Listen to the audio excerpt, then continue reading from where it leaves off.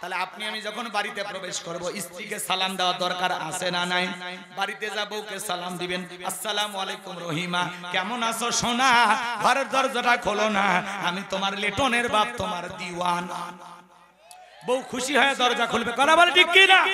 কিন্তু আমাদের ব্যবহার এত মিষ্টি না।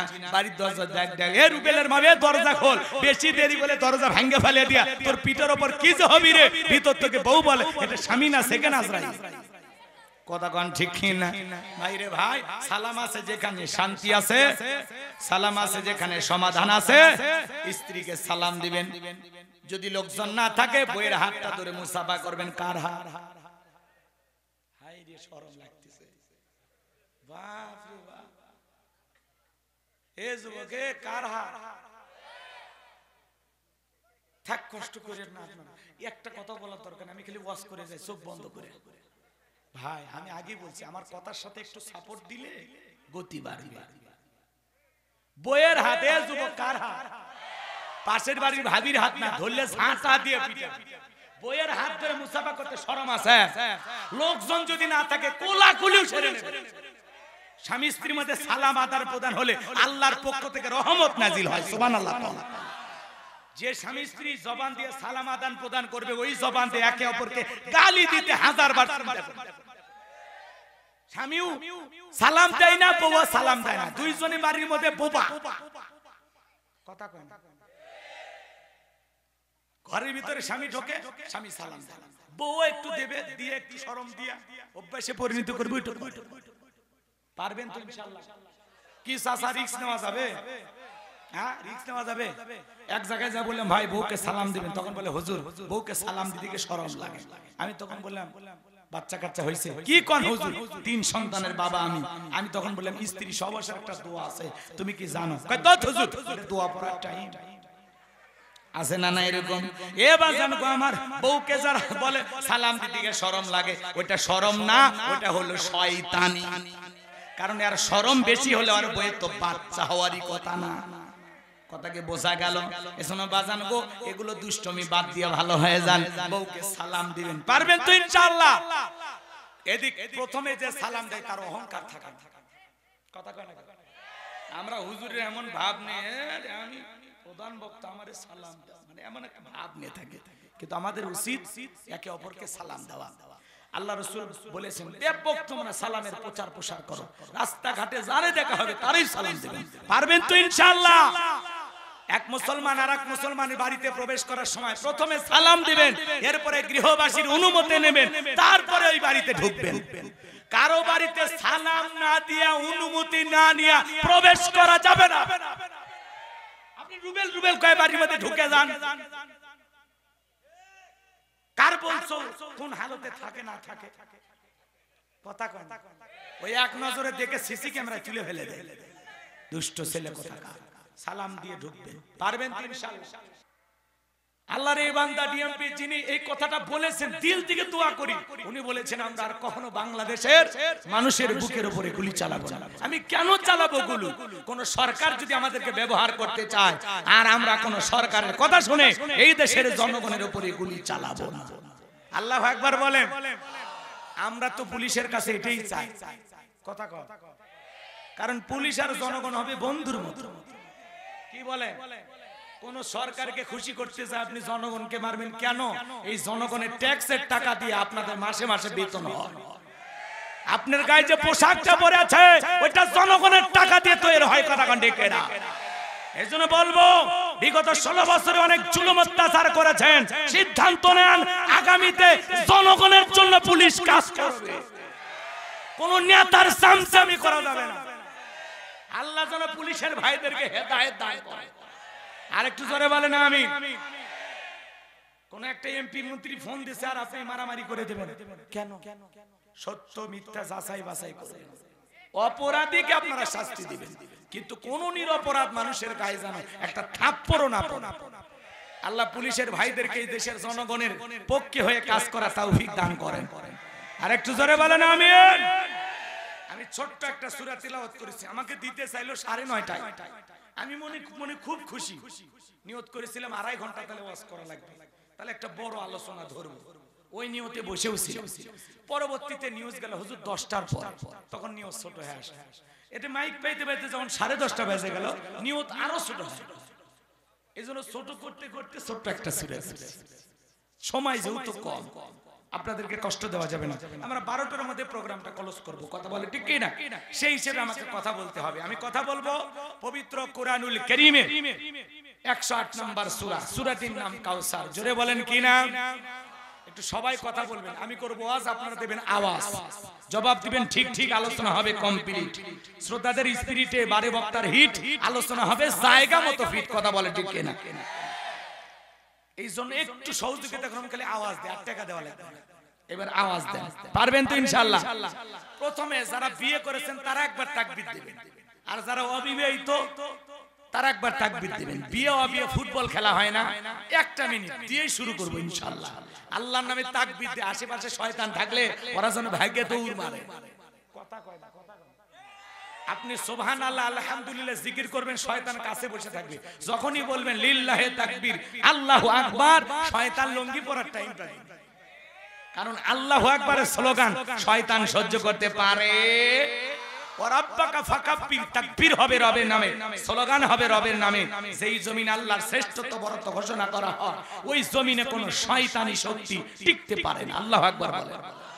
তাহলে এইবার 2 হাত টান টান করে তোলেন, সবাই তোলেন, হাত তোলেন। আল্লাহ যাদেরকে 2টা হাত দিয়েছে অবশ্যই তুলবেন, আমার কথার সাথে ফলো করবেন, তাহলে ওয়াজ জমবে ভালো। এবার মুষ্টি বাঁকান, ছেড়ে দেন। এইবার এই মুষ্টি ধরে বুকের কাছে হাত নিয়ে আসেন, নিয়ে আসছেন, এই অবস্থায় থাকবেন। যারা বিবাহিত তারা প্রথমে লিল্লাহি তাকবীর বললে আল্লাহু আকবার, ঠিক আছে? আর যারা অবিবাহিত একটু ধৈর্য ধর। যারা বিয়ে করেছেন জীবনে বরকত পাইছেন, রেডি তো আপনারা নাকি? বিবাহিত পুরুষের রেডি? লিল্লাহি তাকবীর। হাত কিন্তু এই জায়গায় থাকলে হবে না, উপরে যাও, আবার নামান নামান নামান। হ্যাঁ, লিল্লাহি তাকবীর। বাস। এবার যারা অবিবাহিত তোমরা রেডি হও। লিল্লাহি তাকবীর, লিল্লাহি তাকবীর। এবার দল মত নির্বিশেষে সবাই মিলে লিল্লাহি তাকবীর। আলহামদুলিল্লাহ, যাক এখন মনটা ভালো লাগতেছে। তবে কার আওয়াজ বেশি হয়েছে? যুবক না আমাদের? খেয়াল করেননি? হ্যাঁ, আচ্ছা শোনেন, আমরা বিবাহিত যারা, যেহেতু আমাদের বউ বাচ্চা আছে, মোটামুটি ধৈর্য ধারণ করতে পারি।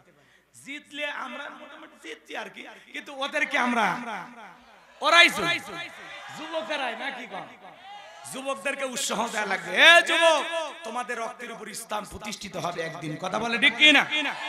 আজকের মাহফিলে আমরা বিজয়ী হলেও এই পুরো বিজয়টা আমরা যুবকদের জন্য উৎসর্গ করলাম, ওরাই বিজয়ী। আল্লাহ কবুল করেন, জোরে বলে না আমিন। সূরার নাম কাউসার। অনেকে ভাবতেছেন হুজুর এই ছোট্ট সূরা থেকে আলোচনা করবেন, এই সূরার ভিতরে এত কথা আছে, 3 আয়াত 3 দিন ওয়াজ করলে শেষ হবে, এত কথা আছে। তো সংক্ষিপ্ত সময় আমি কথা বলবো। ভাই আমি বলছি সাউথ এদিকে সাইটে কোনো কথা বলবেন না। 3 ঘন্টা না 2 ঘন্টা আপনারা বসে থাকেন, এই অবস্থায় যদি থাকেন 1 ঘন্টা ওয়াজ করে সারা দেবী আরো করালে, কিন্তু আপনি থাকে আগে ধৈর্য নিয়ে থাকেন। আমি ওয়াজ আরো অনেকক্ষণ করব, 1টা বাজে 2টা বাজে পরে, বাড়ি তো পাশে, এত তাড়াহুড়ো আমি করব না। কিন্তু আমার কথা, আমার একটা আলোচনা করার একটা লিমিট আছে না বাজান, ওই একটা সিস্টেমের মধ্যে আপনাদেরকে রাখতেছি। এটা আমার বলার দায়িত্ব। আমি বলছি যে 1 ঘন্টা করুন, 1 ঘন্টা কথা বলে 3 ঘন্টা ওয়াজ করতে পারেন, কিন্তু যদি আপনারা থাকেন, মনে পারছেন তো ইনশাআল্লাহ? বিষয়টা বুঝতে পারছেন তো নাকি? আপাতত 12টা পর্যন্ত ইনশাআল্লাহ। আল্লাহ কবুল করেন, জোরে বলেন আমিন। জি, এইবার চলেন আমরা আলোচনায় চলে যাই। অনেকে ভাবতেছেন হুজুর সূরা কাউসার থেকে ওয়াজ করবেন, এটা যদি জানতাম আপনার মাহফিলে আসতাম না। আচ্ছা বলেন তো বাজান, পরিচিত পথে পথ চলতে সহজ না কঠিন? পরিচিত মানুষের সাথে কথা বলে ভালো লাগে না খারাপ লাগে? পরিচিত মানুষের সাথে কথা বলে যেমন ভালো লাগে, পরিচিত রাস্তায় পথ চলতে যেমন সহজ হয়, বক্তা যদি কোনো পরিচিত আয়াত বা সূরা থেকে আলোচনা করে এইটা শুনে আরো বেশি ভালো লাগে। কারণ যে জিনিস যত বেশি জানবেন তাতে চর্চা কমে না বাড়ে? সূরা কাউসারের তাফসীর হয়তো আপনারা যেভাবে শুনেছেন আমি সেইভাবে বলতে পারবো না। আজকে আমি যেভাবে বলবো হয়তো আপনারা সেভাবে শোনেন না। এই জন্য কথাই আছে, এক একটা ফুলের এক একটা সুঘ্রাণ। আমি কিভাবে বলি একটু ধৈর্য নিয়ে শুনুন। জবান ছেড়ে সবাই একটু মহব্বতে আমার সঙ্গে তিলাওয়াত করুন। আউযু বিল্লাহি মিনাশ শাইতানির রাজিম। বিসমিল্লাহির রহমানির রহিম। বিতাড়িত মুরদাদ শয়তানের কাছ থেকে আল্লাহ পাকের কাছে আশ্রয় প্রার্থনা চাচ্ছি। পরম করুণা অসীম দয়ালু আল্লাহ তাআলার নামে শুরু করছি। সবাই কণ্ঠ নারী আমার সঙ্গে তেলাওয়াত, সবাই একটু মহব্বতে তিলাওয়াত করুন। ইন্না আ'তাইনাকাল কাউসার ফাসাল্লি লিরাব্বিকা ওয়ানহার ইন্না শানিয়াকা হুয়াল আবতার। আল্লাহু আকবার। যে কোন আয়াত বা সূরার তাফসীর করতে হলে কোন প্রেক্ষাপটে কোন সময় আল্লাহ তাআলা সেই সূরাটি বা আয়াতটি নাজিল করেছেন, সেই নাজিলের শানে নজুল জানা দরকার আছে না নাই? কথা বলেন না। আরবিতে বলা হয় শানে নজুল। যদি শানে নজুল আলোচনা করা হয় তাহলে তাফসীর বুঝতে সহজ হয়। তাহলে আল্লাহ তাআলা তার রাসূলের উপরে কোন সময় কোন প্রেক্ষাপটে সূরা কাউসার নাজিল করেছিলেন, সেই নাজিলের সময়কালটা একটু তুলে ধরার দরকার আছে না নাই? আমি কি বলবো? রাগ করবেন না তো ইনশাআল্লাহ? তাহলে একটা তাকবীর দেন, লিল্লাহি তাকবীর। সম্মানিত ভাইয়েরা আমার, বিশ্ব নবীর প্রিয় সাহাবী হযরত আনাস রাদিয়াল্লাহু তাআলা বলেন, নবীজি কাবার হাতিমে হেলান দিয়া বসা। আমি তাকায় দেখি নবীজির মনটা ভীষণ খারাপ, মুখটা মলিন, চোখের কোণা দিয়ে অশ্রু ঝরতেছে। কিছুটা সময় অতিবাহিত হয়ে যাওয়ার পরে আমি তাকায় দেখি আমার নবীজি মুস্কি মুস্কি হাসতেছেন। বলুন সুবহানাল্লাহ। হযরত আনাস ডেকে বলেন, নবী এই মাত্র দেখলাম আপনার মনটা খারাপ, মুখটা মলিন, আবার চোখের কোণাতে অশ্রু ঝরতেছে। কিছুটা সময় পার হয়ে যাওয়ার পরে আমি দেখি আপনি হাসতেছেন। আমার নবী কেন কাঁদেন, কেন হাসেন, এর রহস্য আছে না নাই? জোরে বলেন। নবীজি কেন মন খারাপ, বিশ্ব নবীর মনটা কেন খারাপ, নবীজি কেন কান্না করতেছেন, এর পেছনে রহস্য আছে না নাই? নবীজির মনটা কেন খারাপ? কারণ হলো নবীজির কলিজার টুকরা ছেলে সন্তানগুলো জন্ম নেয়, আর একে একে ছেলে সন্তানগুলো মারা যায়। আবুল কাসেম মারা যায়, আবু তাকের মারা যায়, ইব্রাহিম মারা যায়। বাবা হিসাবে নবীর মনেও কষ্ট লাগে কিনা? ছেলেগুলো জন্ম নেয় আর মারা যায়, বেশি দিন জীবিত থাকে না। তাহলে বলেন তো বাজান, যে কোনো বাবার কষ্ট হয়। কথা বল, ছেলেগুলো জন্ম নেয় মারা যায়। নবীজির কাছের চাচা নাম হলো আবু লাহাব। ডেকে বলে, ভাতিজা তোমার বংশে বাতি জ্বালানো কেউ থাকলো না, তুমি একটা লেজ কাটা, তুমি একটা নির্বংশ, তুমি একটা হাত খুঁড়ে। জোরে কোন নাউজুবিল্লাহ। যদিও রাসূলের 4টা কন্যা সন্তান জীবিত ছিল, আবু লাহাব কিন্তু আবু জেহেলের চাইতেও খারাপ। কথা কোন? আবু জেহেলের নামে আল্লাহ তাআলা কোন সূরা দেয় নাই, কিন্তু আবু লাহাবের নামে সূরা নাজিল করেছে। শুধু আবু লাহাব খারাপ না, আবু লাহাবের বউও খারাপ। কথা কয় না, কথা কয় না। স্বামীর চরিত্র যেমন বউয়ের চরিত্র তেমন। কথা কন, কথা কন। অনেক ক্ষেত্রে এদিক সেদিক হয়, কিন্তু অধিকাংশ দেখবেন স্বামীর সাথে মিশতে মিশতে হয় বউ স্বামীর মতো হয়, অথবা বউয়ের সাথে মিশতে মিশতে স্বামী বউয়ের মতো হয়। মানে ওই স্বভাবটা ঢুকে দেয়। দীর্ঘদিন একই সাথে ওঠা বসা করা, একই খাটেনে ঘুমানো, বোঝেন না, বাতাসে বালতে থাকে। কথা কন ঠিক কে না? রাগ করতেছেন। আবু লাহাব হলো আবু জেহেলের চাইতেও খারাপ, আর এর বউয়ের নাম ছিল উম্মে জামিল। এই মহিলাও তো লাহাবের তাফসীর করলে ওটা বুঝতে পারতেন। যেহেতু সূরা লাহাবের তাফসীর আজকে করব না, ওই দিকে আমি যাচ্ছি না। এবার সামনের দিকে যাই। আমি কি বলছিলাম? নবীজির সন্তান মারা গেছে, আবার নবীর চাচা হইয়া সমালোচনা করতেছে। ভাতিজা তুমি একটা লেজ কাটা, তুমি একটা নির্বংশ, তোমার বংশে বাতি জ্বালানো কেউ থাকলো না। আপনারাই বলুন বাজান, আল্লাহ না করুক আপনার আমার সন্তান যদি মারা যায়, কাছের আত্মীয় স্বজনদের উচিত বিপদের দিনে সান্ত্বনা দেওয়া। বাবা তুমি সবর করো, ধৈর্য ধারণ করো, জীবন মৃত্যুর মালিক আল্লাহ, আল্লাহ সন্তান দিয়েছে, আল্লাহই নিয়েছে, মন খারাপ করো না। আল্লাহ যদি চায় বছর না ঘুরতে আবারও তোমাদের ঘর আলোকিত করে সন্তান দিতে পারেন, তিনি কি? বাস কাছের মানুষদের উচিত এই কথাগুলো বলা। কিন্তু নবীর চাচা আবু লাহাব এতটাই খারাপ, এইভাবে লেজ কাটা নির্বংশ বলে বিশ্ব নবীর মনে কষ্ট দেয়। একে তো সন্তান হারানোর ব্যথা, আবার আপন মানুষদের ঠাট্টা বিদ্রুপ, এই জন্য নবীজির মনের কষ্ট অনেক গুণ বেড়ে গেল। আমার ভাইয়েরা এদিক খেয়াল করেন, বিশ্ব নবীর ছেলে সন্তানগুলো কেন জীবিত থাকলো না? আল্লাহ তাআলা তাদেরকে কেন শিশুকালে উঠিয়ে নিলেন? এর পেছনেও কারণ আছে না?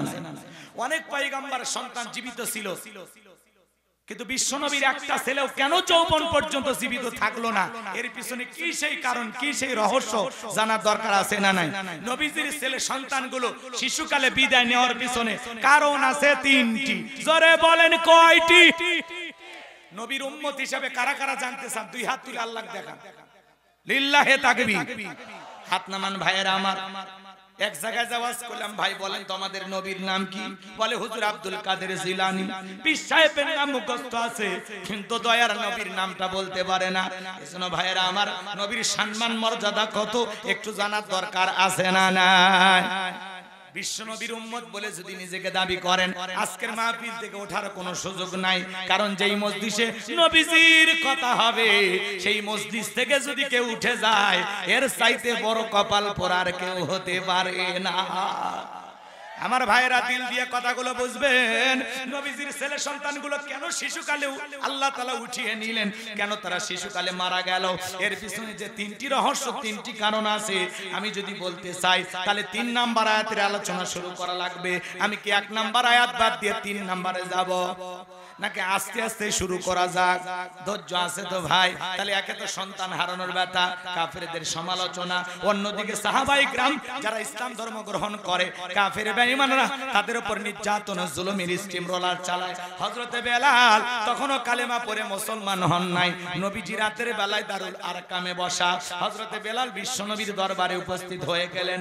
নবীজির চেহারার দিকে তাকাইয়া হযরতে বেলাল ডেকে বলেন, নবী গো, আপনার চাইতে সুন্দর মানুষ আমি জীবনে কোনোদিন দেখি না। আপনার আমার নবী কতটা সুন্দর ছিলেন জানেন? হযরতে জাবের রাদিয়াল্লাহু তাআলা আনহু বলেন, পূর্ণিমা রাত আমি রাসূলের বাড়িতে গিয়েছিলাম, সেদিন দেখেছিলাম চাঁদ উদয় হয়েছে 2টা, একটা চাঁদ আসমানে আর একটা চাঁদ জমিনে। হযরতে জাবের বলেন, আমি একবার আকাশের পূর্ণিমার চাঁদের দিকে তাকাই, আর একবার বিশ্বনবীর চেহারার দিকে তাকাই। হযরতে জাবের রাদিয়াল্লাহু তাআলা আনহু বলেন, ওই আকাশের পূর্ণিমার চাঁদের চাইতেও বিশ্বনবীকে আমার কাছে বেশি সুন্দর মনে একটু জোরে বলেন না সুবহানাল্লাহ। আপনার আমার নবী কতটা সুন্দর। আম্মা জান আয়েশা ডেকে বলেন, মিশরের নারীরা ইউসুফ নবীর চেহারার দিকে তাকাইয়া ফল কাটতে গিয়ে আঙ্গুল কেটে ফেলে দিয়েছিল। ওরা যদি আমার বিশ্ব নবীর চেহারার দিকে তাকাইতো, শুধুমাত্র আঙ্গুল নয়, আঙ্গুল কাটতে কাটতে, হাত কাটতে কাটতে কখন যে নিজের কলিজা কেটে দুফাক করে দিত, মুহূর্তের জন্য টের পাইতো না। আপনার আমার নবী এতটাই সুন্দর। আমার ভাইরা দিল দিয়ে কথাগুলো বুঝবেন। আম্মা জান আয়েশারও বলেন, ও দুনিয়ার মানুষ, তোমাদের একটা সূর্য আছে, আমি আয়েশার একটা সূর্য আছে। তোমাদের সূর্য উদয় হয় রাতের বেলায়, আমি আয়েশার সূর্য উদয় হয় রাতের বেলায়। আল্লাহু আকবার বলেন। তোমাদের সূর্য উদয় হয় দিনের বেলায়, আর আমি আয়েশার সূর্য উদয় হয় রাতের বেলায়। আম্মা জান আয়েশা একদিন রাতের বেলায় সেলাইয়ের কাজ করতেছিলেন, হাত থেকে সুইটা পড়ে গেল, বাতিতে কোনো তেল ছিল না, বাতি জ্বালাইতে পারলেন না, অপেক্ষায় বসে থাকলেন। বিশ্বনবী যখন এশার সালাত আদায় করার পরে ঘরের ভিতরে প্রবেশ করলেন, আমার নবীজি ঘরে ঢুকে সর্বপ্রথম আম্মা জান আয়েশাকে সালাম দিলেন। নবীজি ঘরে ঢুকে স্ত্রীকে কি দিলেন? একটু জোরে বলেন না বাজান, কি দিলেন? তাহলে আপনি আমি যখন বাড়িতে প্রবেশ করব, স্ত্রীকে সালাম দেওয়া দরকার আছে না নাই? বাড়িতে যাব, ওকে সালাম দিবেন, আসসালামু আলাইকুম রহিমা, কেমন আছো সোনা? ঘরের দরজাটা খোলো না, আমি তোমার লেটনের বাপ, তোমার দিওয়ানা। বউ খুশি হয়ে দরজা খুলবে, কথা বলে ঠিক কি না? এটা আমাদের ব্যবহার এত মিষ্টি না। বাড়ির দরজা দেখ দেখ, এ রুবেলের মাবে দরজা খোল, বেশি দেরি বলে দরজা ভাঙে ফেলে দিয়া তোর পিঠের উপর কি যে হবি রে? ভিতর থেকে বউ বলে, এটা স্বামী না সেকেন্ড আজরাইল। কথা কোন ঠিক না ভাইরে ভাই? সালাম আছে যেখানে শান্তি আছে, সালাম আছে যেখানে সমাধান আছে, স্ত্রীকে সালাম দিবেন। যদি লোকজন না থাকে বইয়ের হাতটা ধরে মুসাফা করবেন। কার হাত? হাই রে, শরম লাগতেছে। বাপ রে বাপ, এ যুবকে কার হাত? থাক, কষ্ট করে না। একটা কথা বলার দরকার, আমি খালি ওয়াজ করে যাই চোখ বন্ধ করে। ভাই আমি আগে বলছি, আমার কথার সাথে একটু সাপোর্ট দিলে গতি বাড়বে। বইয়ের হাতে যুবক কার হাত? পাশের বাড়ির ভাবির হাত না, ধরলে ঝাঁটা দিয়ে পিটা। বইয়ের হাত ধরে মুসাফা করতে শরম আছে? লোকজন যদি না থাকে কোলাকুলিও সেরে নেবে। স্বামী স্ত্রীর মধ্যে সালাম আদান প্রদান হলে আল্লাহর পক্ষ থেকে রহমত নাজিল হয়। সুবহানাল্লাহ। যে স্বামী স্ত্রী জবান দিয়ে সালাম আদান প্রদান করবে, ওই জবান দিয়ে একে অপরকে গালি দিতে হাজারবার স্বামীও সালাম দেয় না, বউও সালাম দেয় না, দুইজনে বাড়ির মধ্যে বোবা। কথা কয় না? ঘরের ভিতরে স্বামী ঢোকে, স্বামী সালাম দেয়, বউ একটু দেবে, দিয়ে একটু শরম দিয়া অভ্যাসে পরিণত করবে। পারবেন তো ইনশাআল্লাহ? কি চাচা রিস্ক নেওয়া যাবে? হ্যাঁ, রিস্ক নেওয়া যাবে। এক জায়গায় যা বললাম ভাই বউকে সালাম দিবেন, তখন বলে হুজুর বউকে সালাম দিতে শরম লাগে। আমি তখন বললাম বাচ্চা কাচ্চা হয়েছে? কি কোন হুজুর, 3 সন্তানের বাবা আমি। আমি তখন বললাম স্ত্রী সবশেষে একটা দোয়া আছে, তুমি কি জানো? কয় তো হুজুর, দোয়া পড়ার টাইম আছে না? না এরকম এবার জানো আমার বউকে যারা বলে সালাম দিতে শরম লাগে, ওটা শরম না, ওটা হলো শয়তানি। কারণ আর শরম বেশি হলে আর বইয়ের তো বাচ্চা হওয়ারই কথা না। কথাকে বোঝা গেল? এজন্য বাজান গো, এগুলো দুষ্টমি বাদ দিয়ে ভালো হয়ে যান, বউকে সালাম দিবেন। পারবেন তো ইনশাআল্লাহ? এদিক প্রথমে যে সালাম দেয় তার অহংকার থাকা। কথা কয় না? আমরা হুজুরের এমন ভাব নিয়ে, আমি প্রধান বক্তা, আমারে সালাম দাও, মানে এমন একটা ভাব নিয়ে থাকে। কিন্তু আমাদের উচিত একে অপরকে সালাম দেওয়া। আল্লাহ রাসূল বলেছেন, ব্যাপক তোমরা সালামের প্রচার প্রসার করো, রাস্তাঘাটে যারে দেখা হবে তারই সালাম দেবেন। পারবেন তো ইনশাআল্লাহ? এক মুসলমান আর এক মুসলমানের বাড়িতে প্রবেশ করার সময় প্রথমে সালাম দিবেন, এরপরে গৃহবাসীর অনুমতি নেবেন, তারপরে ওই বাড়িতে ঢুকবেন। কারো বাড়িতে সালাম না দিয়া, অনুমতি না নিয়ে প্রবেশ করা যাবে না। আপনি রুবেল রুবেল কয় বাড়ির মধ্যে ঢুকে যান, কার বলছো কোন হালতে থাকে না থাকে? কথা কয় না? ওই এক নজরে দেখে সিসি ক্যামেরা তুলে ফেলে দেয়। দুষ্ট ছেলে কোথাকার। সালাম দিয়ে ঢুকবেন। পারবেন তো ইনশাআল্লাহ? সূরা নূর আয়াত নাম্বার 27। আল্লাহ স্পষ্ট দলিল দিয়েছেন, তোমরা যদি কারো গৃহে প্রবেশ করো, গৃহবাসীর অনুমতি নাও, সালাম দাও, তারপরে প্রবেশ করো। পারবো তো ইনশাআল্লাহ? আল্লাহ যেন আমল করার তৌফিক দান করেন। জোরে বলেন আমিন। আমার ভাইরা, লম্বা আমি করতে চাই না। দাম্পত্য জীবনে সুখ আর শান্তি যদি পেতে চান, রাসূলের 4টা সুন্নাত আমল করা লাগবে। জোরে বলেন কয়টি? এই 4টি রোমান্টিক সং যদি থাকে পরে বলবো। আমি যে কথা বলতে চাচ্ছিলাম বাজান, কথা মনে হয় ভুলে গেছেন।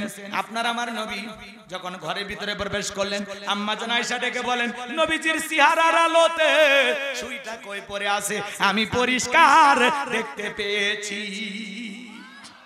আপনার আমার নবীর দাম কত জানেন? সম্মান কত, মর্যাদা কত? নবীর সম্মান মর্যাদা নিয়ে সারা জীবন আলোচনা করে শেষ হবে না। যে নবী হ্যাঁ বললে পুরো পৃথিবীবাসীর জন্য আল্লাহ পাক হালালে পরিণত করে দেয়, যে নবী না বললে পুরো পৃথিবীবাসীর জন্য আল্লাহ পাক হারামে পরিণত করে দেয়। নবীজি জমিনে পথ চললে আসমানের মেঘ এসে ছায়া প্রদান করে। বিশ্ব নবীর চেহারা যখন ঘেমে যেতেন, আম্মা জানেরা রাসূলের দেগের ঘামগুলো জমায়া শিশির ভিতরে রাখতেন। বিশেষ দিনে রাসূলের দেগের ঘামগুলো সুগন্ধি হিসাবে ব্যবহার করা হতো। যেই নবীর চেহারার উপরে মশা মাছি পড়া হারাম, বিশ্ব নবী যখন থুতু ফেলাইতেন, ওই থুতুর ভিতর থেকে সুগন্ধি বের হতো। কেমন নবী পাইছি, যে নবী আসমানের চাঁদের দিকে ইশারা করলে চাঁদ 2 টুকরো হয়ে যায়। আল্লাহ। যে নবী জমিনে পা তুললে মাওলা পাকের আরশে আজিমে পৌঁছে যায়। ছাগলের স্তনে দুধ নাই, বিশ্ব নবী হাত লেগে দিলে দুধে পরিপূর্ণ হয়ে যায়। সুবহানাল্লাহ বলেন। কেমন নবী পাইছি যে খাবার 2-3 জন মানুষ খাবে, ওই খাবারে যখন বিশ্ব নবীর হাতটা লেগে যায় শত শত মানুষ খাবার খেয়েও যেমনি খাবার তেমনি থাকে। যেই নবীর চেহারার দিকে তাকাইলে পেটের ক্ষুধা নিবারণ হয়ে যাইতো। সেই নবীর কাছে হযরত বেলাল, কথা মনে আছে না ভুলে গেছে? এবার হযরত বেলাল ডেকে বলেন, নবী গো আপনি নাকি কালেমার দাওয়াত দেন, আমারে কালেমা পড়ে মুসলমান বানায় দেন। বিশ্ব নবী হযরত বেলালকে কালেমা পড়া দিলেন, লা ইলাহা ইল্লাল্লাহু মুহাম্মাদুর রাসূলুল্লাহ সাল্লাল্লাহু আলাইহি ওয়াসাল্লাম। হযরত বেলাল কালেমা পড়ে মুসলমান হয়ে গেলেন। আমার নবী ডেকে বলে, বেলাল কালেমা পড়ে মুসলমান হয়েছো, আপাতত প্রকাশ করা যাবে না, কারণ ইসলামের অবস্থা এখন ভালো না। এমন সময় ছিল প্রকাশ্যে কালেমা পড়া যাইতো না। কথা কোন না? সেই সমাজটাকে আল্লাহ রাসূল কিভাবে পরিবর্তন করেছেন, আল্লাহু আকবার। তাহলে ইসলামের অবস্থা সবসময় ভালো থাকে না। আজও তাম পৃথিবীর দিকে তাকায় দেখেন, তাম পৃথিবীর জালেম আর বেঈমানদের টার্গেট ইসলাম আর মুসলমানকে বিদায় করা। কথা বলেন ঠিক কিনা? আজও ফিলিস্তিনিতে মুসলমানের রক্ত নিয়ে খেলা করে ইহুদি জালেমেরা। মনে রাখবেন, যারা মুসলমানের রক্ত নিয়ে খেলা করবে, নমরুদ ফিরাউনের জায়গা যেমন হয় নাই, ওই ইহুদি নেতানিয়াহু ওই জালেমেরও জায়গা হবে না। আজও কাশ্মীরে মুসলমানের রক্ত নিয়ে খেলা করে, আজও ভারতে গরুর গোশত খাওয়ার অপরাধে মুসলমানকে হত্যা করা হয়, আজও চীনের উইঘুরে হাজারো মুসলমানকে ধরে নিয়ে যায় উলঙ্গ করে মুরগির মতো পিস পিস করে দেহটা আলাদা করা হয়, মুসলমানকে ঝুলাইয়া রেখে দিবালোকে প্রকাশ্যে গুলি করে হত্যা করা হয়। রমজান মাসে মুসলমান রোজা রাখে, ওই চীনের উইঘুরের মসজিদগুলোতে মদের বোতলরা ছুঁড়ে ছুঁড়ে মারে, মুসলমানকে জোর করে ধরে নিয়ে যায় 8-10 জন মিলে জোর করে দিনের বেলায় প্রকাশ্যে মদ মুখের ভিতরে ঢুকে দেয়। আজও তাম পৃথিবীতে মুসলমানদের উপর বর্বর আর নির্যাতন জুলুম চলমান। কথা বলেন ঠিক? মনে রাখবেন বাজার, যাদের হাতে মুসলমানের রক্ত লেগে আছে, যাদের হাতে ইমানদারদের রক্ত লেগে আছে, এই জালেমেরা কখনো চিরস্থায়ী ভাবে ক্ষমতার চেয়ারে টিকে থাকতে পারবে না। ওই জালেমদের একদিন পরিণতি বড় ভয়ঙ্কর হবে, নমরুদ ফিরাউনের চাইতেও খারাপ অবস্থা হবে। রাগ করতেছে? পৃথিবীর দিকে তাকায় দেখেন আমার ভাইরা, পৃথিবীর দিকে তাকায় দেখেন, অধিকাংশ দেশের নেতারা বড় বড় জালেম। এই পৃথিবীতে এমনও দেশ আছে যেই দেশে এখনো প্রকাশ্যে আযান দেওয়া নিষেধ। এই পৃথিবীতে এমনও দেশ আছে যেখানে প্রকাশ্যে সালাত আদায় করা নিষেধ। কষ্ট হচ্ছে আপনাদের? কোন কারণে বিরক্ত হয়েছেন? এজন্য মনে রাখবেন, মুসলমানদের সাথে আছেন কে? জোরে বলেন। আমাদের কোনো ভয় নাই, আমরা সংখ্যায় কম হতে পারি, আমরা দুর্বল জাতি হতে পারি, কিন্তু আমাদের সাথে আছেন তিনি কে? মর্যাদার দিক দিয়ে শ্রেষ্ঠ জাতি, কিন্তু সংখ্যার দিক দিয়ে আমাদের সংখ্যা বড় কম। কথা কি বুঝতে পারতেছেন? এই জন্য আল্লাহ পাক যেন তামাম পৃথিবীর মুসলিম উম্মাহকে ওই জালেমদের নির্যাতনার জুলুম থেকে হেফাজত করেন। জোরে বলুন আমিন। কষ্ট হয়, কষ্ট হয় ভাইয়েরা আমার, এই দেশেও টুপিওয়ালা দাড়িওয়ালাদের উপর কম নির্যাতন জুলুম হয় না। কথা কন না কেন?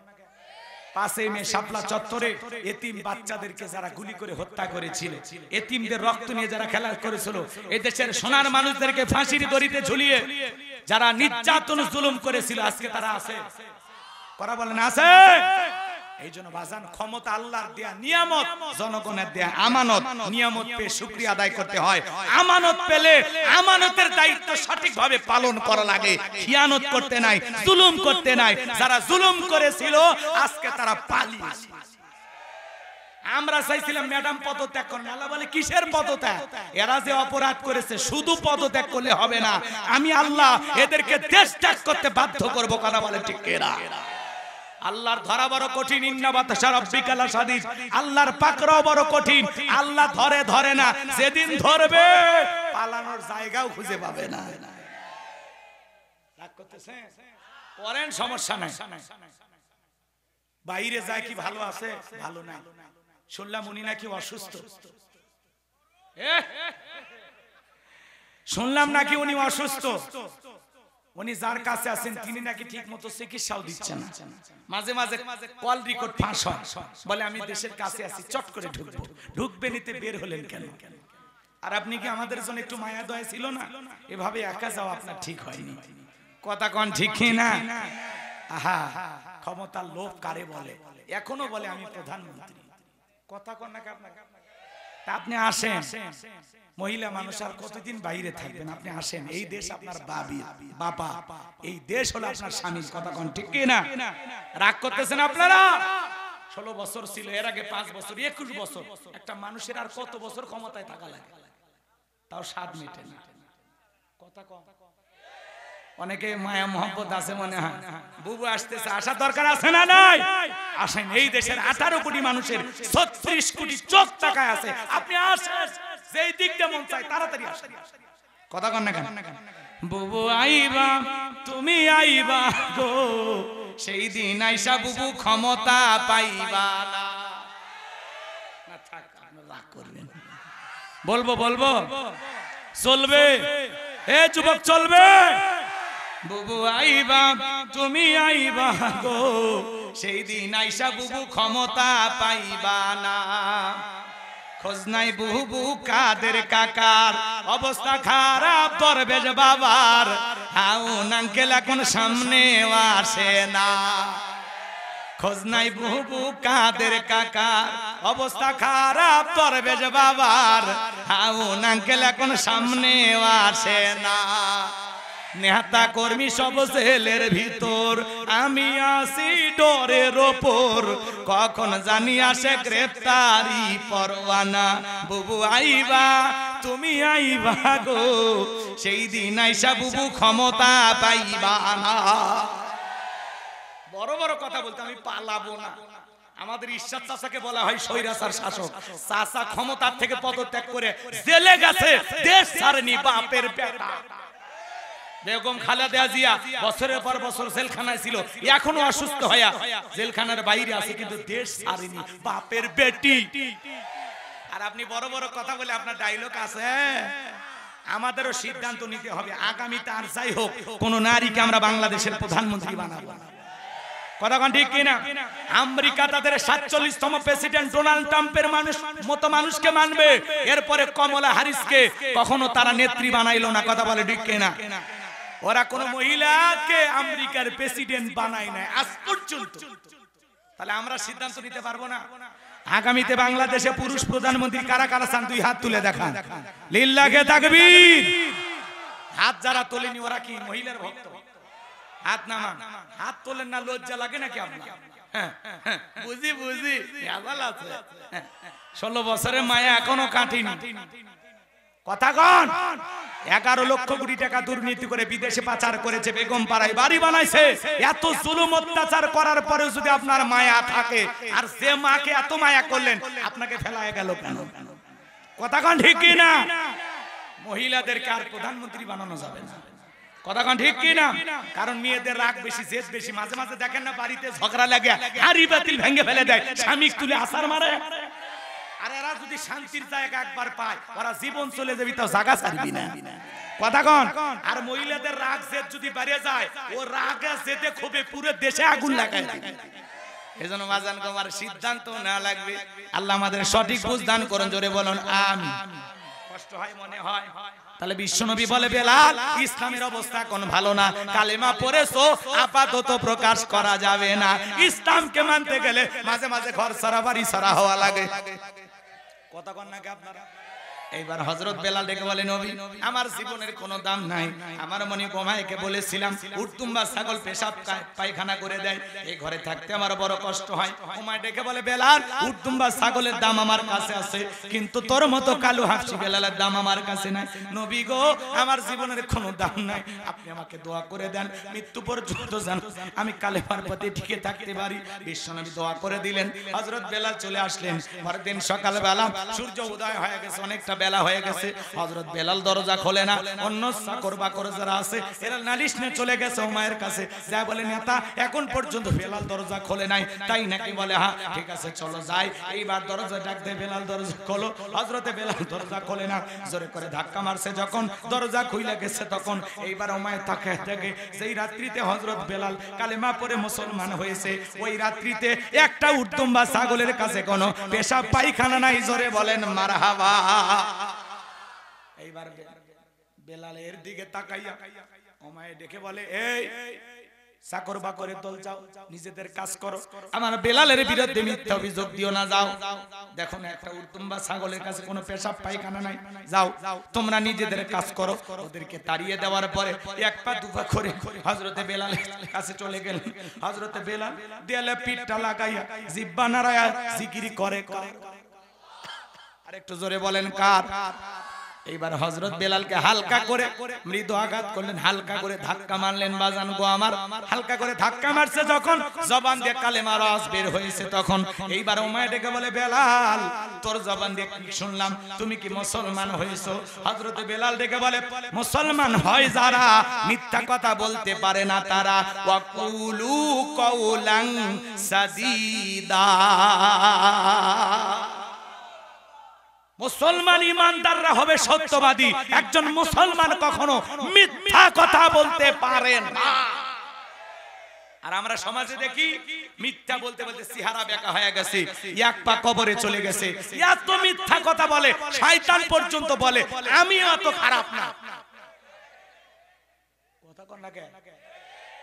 হেলিকপ্টার দিয়ে পানি দিছি, হেলিকপ্টার দিয়ে পানি দিলেন, তাহলে সাদের শিশুটা মারা গেল কি খায়া? পানি খায়া। আজকে এখন তথ্য বের হচ্ছে সেই জুলাই হেলিকপ্টার থেকে পানি না গুলি ছোড়া হয়েছিল।